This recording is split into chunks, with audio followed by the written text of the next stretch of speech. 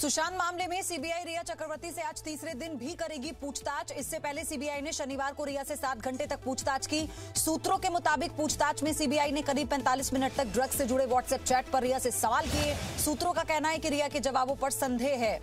रिया के भाई शोविक चक्रवर्ती से पूछे गए कंपनी से जुड़े मामलों में सीए बदले जाने का जिम्मेदार सुशांत को बताया है, जबकि सीए के जरिए ईडी में दिया गया बयान बिल्कुल अलग है। सीबीआई ने शोविक से कंपनी से जुड़े दूसरे सवाल भी पूछे। शोविक से पूछा गया सीए बदलने को लेकर सुशांत से कितनी बार चर्चा की गई। सुशांत के सीए संदीप श्रीधर को भी सीबीआई ने पूछताछ के लिए बुलाया है। बताया जा रहा है कि सुशांत के खातों से जुड़ी कई जानकारी संदीप श्रीधर से सीबीआई ने मांगी। इस बीच सुशांत का ऑडियो क्लिप सामने आया, जिसमें बॉलीवुड छोड़ने फाइनेंस मैनेज करने की बात कही जा रही है। रिया भी सारे फाइनेंस को लेकर बढ़ चढ़कर बात कर रही है। सीबीआई के उच्च अधिकारी जल्द ही दिल्ली से मुंबई के लिए रवाना हो सकते हैं। कुछ जांच और पूछताछ के लिए आधिकारिक मंजूरी की जरूरत है, जिसकी जरूरत जांच कर रहे मौजूदा अधिकारियों को महसूस हुई। कांग्रेस अध्यक्ष सोनिया गांधी ने एक बार फिर से अभिव्यक्ति की आजादी पर खतरा बताया। सोनिया ने कहा, विभाजनकारी ताकतें देश में नफरत फैला रही हैं। देश में लोकशाही पर तानाशाही का प्रभाव बढ़ता जा रहा है। बुरी सोच अब हावी हो रही है। अभिव्यक्ति की स्वतंत्रता खतरे में है, जिस वजह से लोकतांत्रिक संस्थाएं बर्बाद हो रही हैं।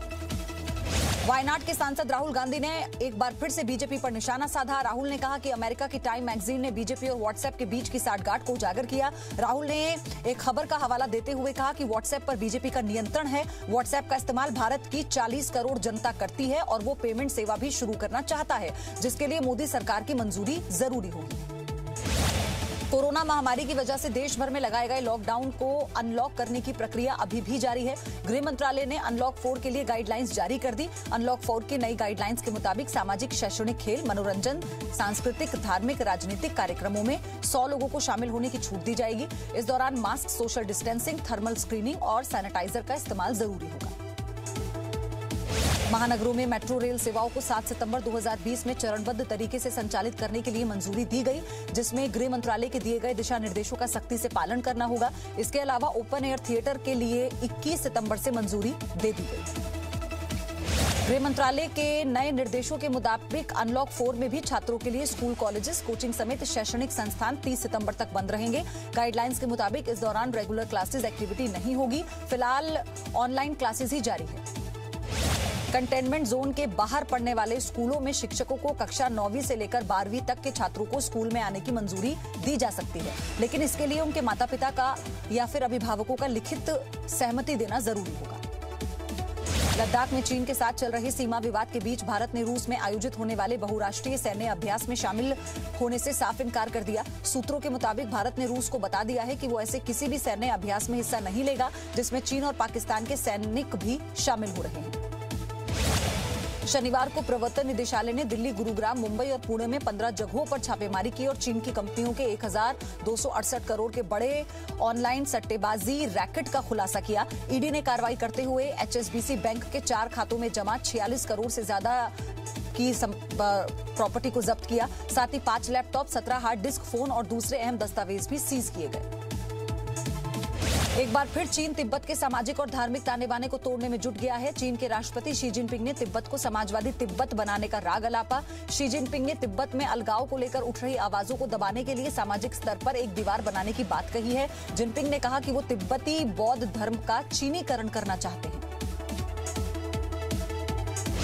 स्वीडन में धार्मिक किताब जलाए जाने के कुछ ही घंटों बाद दक्षिणी स्वीडन का मल्मो शहर सुलग गया। सैकड़ों लोग सड़कों पर उतर आए। मजहबी नारों के बीच लोगों ने पुलिसकर्मियों पर पत्थर फेंकने शुरू कर दिए। इस दौरान सड़कों पर टायर जलाए गए। घंटों स्वीडन के इस शहर पर दंगाइयों का कब्जा रहा। जम्मू कश्मीर का विशेष दर्जा खत्म होने के बाद नेशनल कॉन्फ्रेंस की राजनीतिक मामलों की समिति की पहली बैठक। पिछले साल जम्मू कश्मीर पर केंद्र के फैसले के बाद पार्टी के राजनीतिक मामलों की समिति की यह पहली बैठक है। अनुच्छेद 370 हटाए जाने को नेशनल कॉन्फ्रेंस ने जम्मू कश्मीर के लोगों से किए गए वादे को तोड़ना बताया। दिल्ली में बीते 49 दिनों में कोरोना के एक दिन में सबसे ज्यादा मामले सामने आए। 24 घंटे में दिल्ली में कोरोना के 1954 मामले सामने आए, जिनमें से 15 मरीजों की मौत हो गई। दिल्ली में अब तक कोरोना के मामले बढ़कर 1,71,366 हो गए। दिल्ली में अब तक कुल 15,48,000 से ज्यादा टेस्ट हो चुके हैं। 24 घंटे में महाराष्ट्र में कोरोना के रिकॉर्ड 16,867 नए मामले सामने आए। इसके साथ ही महाराष्ट्र में कोरोना के मरीजों की संख्या बढ़कर 7,64,281 हो गई। 24 घंटे के दौरान 328 मौतें हुई। कल महाराष्ट्र में 11,541 मरीज ठीक होकर घर लौटे। मुंबई में 24 घंटे के दौरान कोरोना के 1,432 नए मामले आए। इसी के साथ मुंबई में कोरोना पॉजिटिव मरीजों की संख्या बढ़कर 1,43,389 हो गई। मुंबई में 31 लोगों की मौत हुई। मुंबई में अब तक कोरोना से कुल 7,596 मौत हो चुकी है। मध्य प्रदेश की राजधानी भोपाल में 2 दिन से जारी बारिश लोगों के लिए परेशानी बन गई। शनिवार रात 11:30 बजे से 87.1 मिलीमीटर बारिश हो चुकी है। लगातार हो रही बारिश की वजह से मकानों में पानी भर गया। बेयोंसी लेशराम पूर्वोत्तर राज्यों की पहली ट्रांसजेंडर बन गई हैं। वो मणिपुर की राजधानी इम्फाल में शिजा हॉस्पिटल एंड रिसर्च इंस्टीट्यूट में रेजिडेंट मेडिकल ऑफिसर के रूप में काम कर रही हैं। डॉक्टर का कहना है कि हर नर्स और डॉक्टर मेरा सहयोग करते हैं। सभी एक दोस्त की तरह से मेरे साथ व्यवहार करते हैं। Presenting V News app available on Google Play and App Store. Download it now.